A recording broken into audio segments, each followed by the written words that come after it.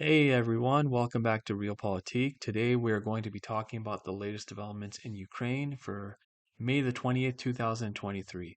Now, before we start, make sure to like and subscribe, and let's get right into it. So, the Ukrainians have been increasing their shelling of the border regions and drone strikes as well. So, let's take a look at some footage. There's this town right here. It's called Shebekino. And anyways, let's look at some footage. So this is a car that was destroyed. Probably a high-ranking official or something. It was targeted by a Ukrainian drone. Sorry for the quality. This is the aftermath of some shelling. Again, aftermath of some shelling, drone strike. Let's take a look at some video footage. All right. Again from the Shebekino, town of Shebekino.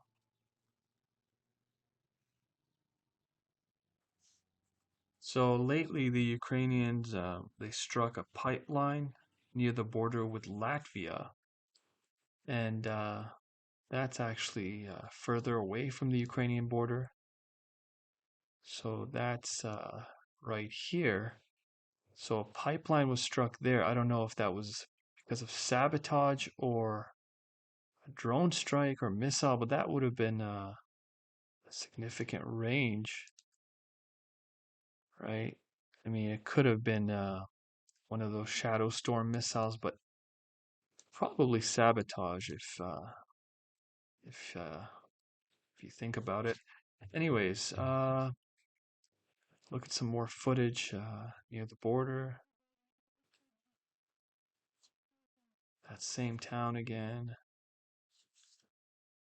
So the Ukrainians have targeted a power station in Belgorod. There's that car I showed you. They also targeted a police station in Belgorod. So just multiple targets all across the border. This is fighting near the Bryansk region. So about 2 days ago, Ukraine launched another incursion into Russian territory. So shelling and incursions are becoming commonplace right now.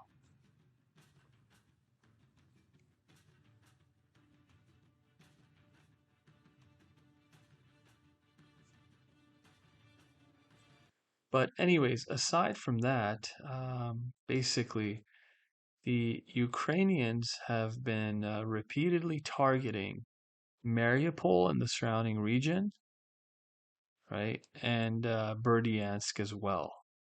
And you can see this right here is a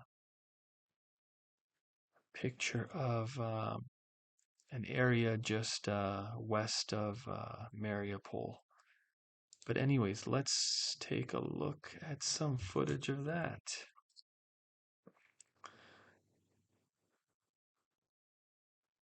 This is near Berdyansk.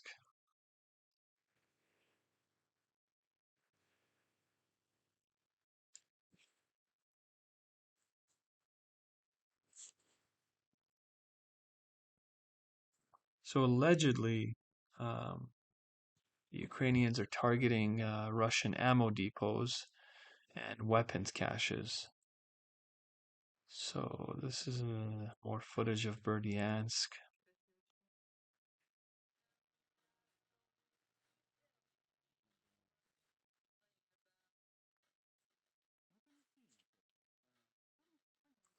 Of course, the Russians will always claim, for the most part, that Ukraine is targeting civilians, and the Ukrainians, in turn, are saying that they're targeting military installations.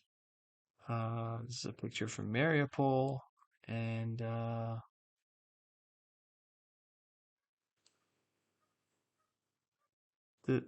this is actually from Yurievka, which is right here. Anyways, the Ukrainians, it seems like there's a buildup of Ukrainian troops all along the front line right here. And as you can see from these icons, the Russians are constantly shelling the Ukrainians all along the front line. Now, if we look at this, this is a map by Rybar, you can see that there's a buildup of Ukrainian troops close to the front. So it appears like they're getting ready to launch their long anticipated counteroffensive in the Zaporizhia region. You can see they've brought air defense units, Max Pro armored vehicles given to them by NATO, and several battalions are moving up to the front. So the Russians are continually bombarding Ukrainian positions. In the last couple of days, the Russians have destroyed a significant amount of ammo depots, not just near the front, but all over Ukraine. But yeah, I think it's a matter of time before the Ukrainians launch a counteroffensive. Now, aside from that, the Russians themselves, just a few hours ago, they launched a massive barrage of drones, kamikaze drones at Kiev. And the Ukrainians are claiming that basically they shot them all down. In the Kiev region, they're claiming that 37 Russian cruise missiles were shot down and 30 drones altogether. The Ukrainians always claim to shoot down all the Russian missiles and drones, but you can see all these blue symbols. These are aerial alert symbols. This is from the town of Zolochiv.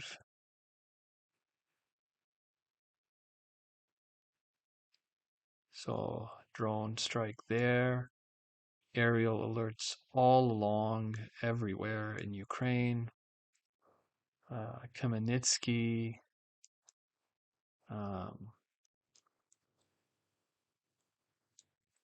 Kamenchuk, just everywhere. Odessa, Lviv, I mean, everywhere the Russians are constantly bombarding Ukrainian positions. Specifically now, they seem to be targeting Ukraine's ammunition and their fuel mostly. But anyways, you can see from this that near Kupiansk, Russian shelling caused some damage right here. And actually, to the north of Kupiansk, the Russians they seem to be incrementally moving southwards. This has been ongoing for a while, but recently they took some settlements all along the front line. So the front line looks something more like this. But yeah, basically the Russians are they're poised to launch an offensive southwards towards Kupiansk. And anyways, aside from that, let's talk about something in the global sphere. So in Turkey, Erdogan has won the election in Turkey again. So he's going to be the president for the next 5 years. He won by a few percentage points. But anyways, for the next 5 years, he's going to be president. Now, in eastern Iran, between Iran and the Taliban, there has been a major clash, a skirmish. And let's look at some footage of that. Allahu Akbar. Allahu Akbar. Here, let's look at that. So this is the Taliban raiding an Iranian border post. You can see the Iranian flag right there. And the Iranians launching mortars on the other side of the border.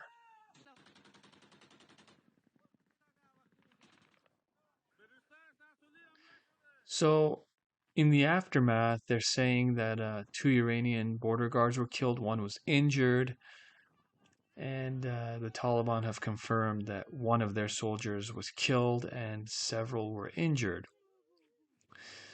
But other sources claim that 11 Taliban soldiers were killed after the Iranians launched an artillery strike. Now, this fighting is specifically over a water dispute. You see this river that runs along westwards, and it goes into eastern Iran. Basically, there are, I believe, 2 dams along this river that were built decades ago. And the previous Afghan government and now the Taliban, there's a dispute over the water because in 1973, the Iranians and Afghans, they signed an agreement. And according to that agreement, the Afghanis are supposed to share the water with Iran. However, recently there's been droughts, and last year there was a significant drought. And the Iranians are saying, look, if there's a drought, there's no water to share, that's fine. But the satellite images are showing that the dams are not as depleted as the Taliban claims. So, yeah, the tensions have led to armed clashes, and now both sides are moving soldiers and equipment closer to the border. And